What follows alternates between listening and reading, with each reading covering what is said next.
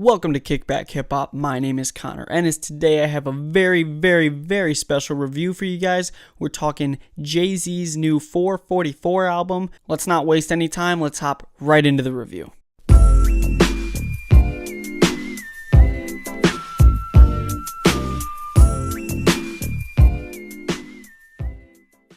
Jay-Z, Jiggaman, Hove, the King of Brooklyn. This is now his 13th studio album, his last being in 2013, titled Magna Carta, Holy Grail. This album, titled 444, was produced by No ID for its entirety and executive produced by Jay-Z himself. We've been expecting a new Jay-Z album on the horizon, and he sprung this album on us just a few weeks ago. Let me tell you, the legend himself did not disappoint with this one.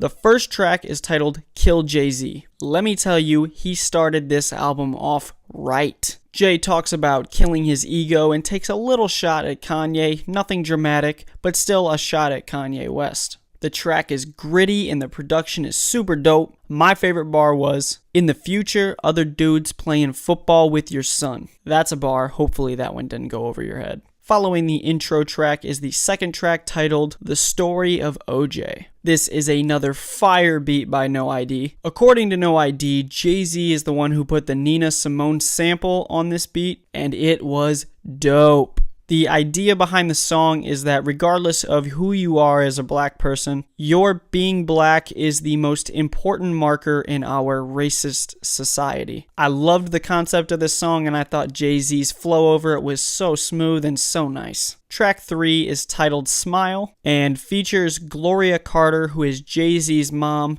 and she does the outro for this song. Surprisingly, I really liked the way that Jay-Z sang on this chorus. I'm not a person who usually thinks of Jay-Z as singing. I just think of him as having bars and nice flow, just that classic Jay-Z sound.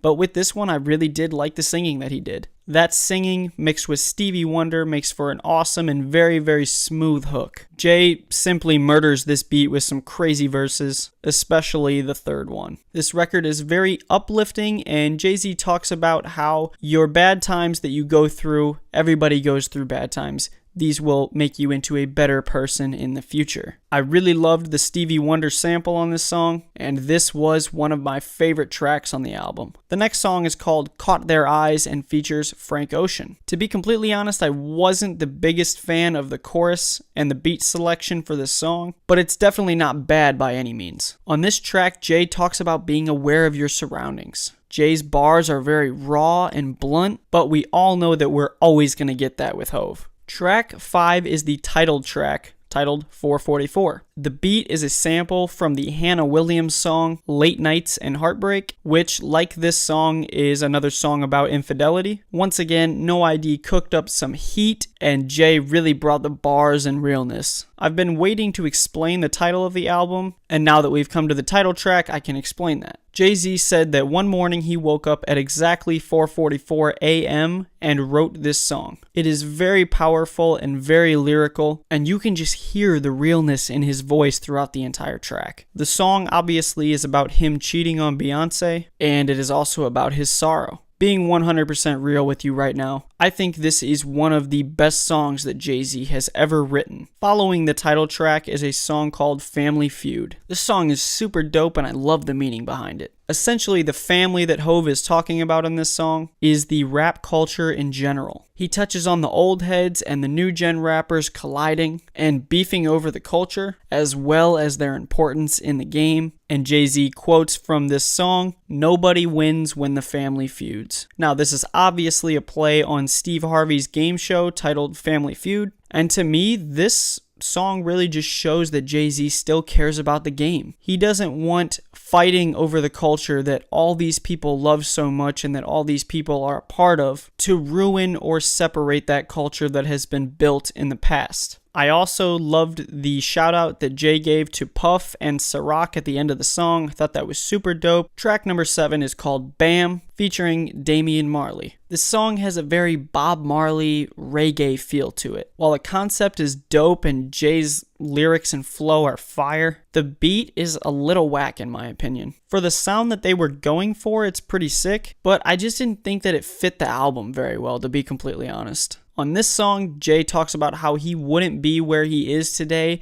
without his ego, even though he talked about killing that same ego on the first track, Kill Jay-Z. Not my favorite track, but it's alright. The next track is titled Moonlight. This beat should sound very familiar to you if you did listen to DJ Khaled's Major Key album. The song Album Done featuring Nas used this same sample, which is from Fuji La by the Fugees, a classic piece of Lauryn Hill work. I'm also not the biggest fan of this track. I thought the beat was so dope, but Jay just didn't fill the chorus right for me. This song is about how the rap game is a little bit whack and repetitive to Jay. He doesn't throw shade at anyone specifically or even a specific genre of rap, so I'm not 100% sure who or what this song is about. Maybe it's about everyone trying to sound like Migos or Drake. I'm not really sure. Track 9, Marcy Me. This was one of my favorite tracks on the album, strictly because of the emotion that Jay-Z shows on this track. This song is Hov diving into the past, where he grew up as a normal kid with a big dream. Marcy Houses is the name of the neighborhood that Jay-Z grew up in, which is the reasoning for the title of this track. Jay quotes, "It's about the hopefulness, that feeling of, man, can I really do this? Can I really be one of the biggest artists in the world?" This is a phenomenal song, and I also loved the shout out to Biggie and Big Daddy Kane at the end of his verse. As well, the outro done by The Dream on this song is awesome, amazing, fabulous work from Jay-Z, one of, if not my favorite song on the album. The conclusion of the album is a track titled Legacy. I believe this is a fantastic outro to the album. As you might expect, this song is all about the future of the Carter name and the legacy that Jay-Z will leave behind for the next generation of his family. On the song, he talks about how he got to where he is and talks about his pride in the black excellence that he was able to achieve. I loved this outro, and I thought it was a perfect way to wrap up this awesome album. So, Jay-Z has been around for a long time. I've seen people saying that this is Jay's best work, and no, it is not. Do not let the recency bias of this album let you forget about Reasonable Doubt, the Black Album, and The Blueprint. All three of those albums are masterpieces and a Hov that we are never going to hear again. With all of that being said, I loved this album, and I was so happy and thankful that Jay-Z delivered us this amazing project. To be completely honest, I didn't have very high expectations heading into this album, and thankfully, Jay greatly surpassed those expectations. I really think the album was missing a single or two, but at this point in his career, Jay's not worried about selling catchy music. He's just giving us his soul at this point. I understand that he is on the downward slope of his rapping career, and he really just wants to be real with us. I would say that this is Jay-Z's 4th or 5th best album, and overall it was an excellent project. I would give this album a very strong 8 out of 10. Thank you guys so much for watching this review. I hope you enjoyed. I had a blast writing this review. I'm such a huge fan of this album. I've been listening to it nonstop. Be sure to leave a comment below. Let me know what you thought of the album. Was it good? Was it bad? Was it great?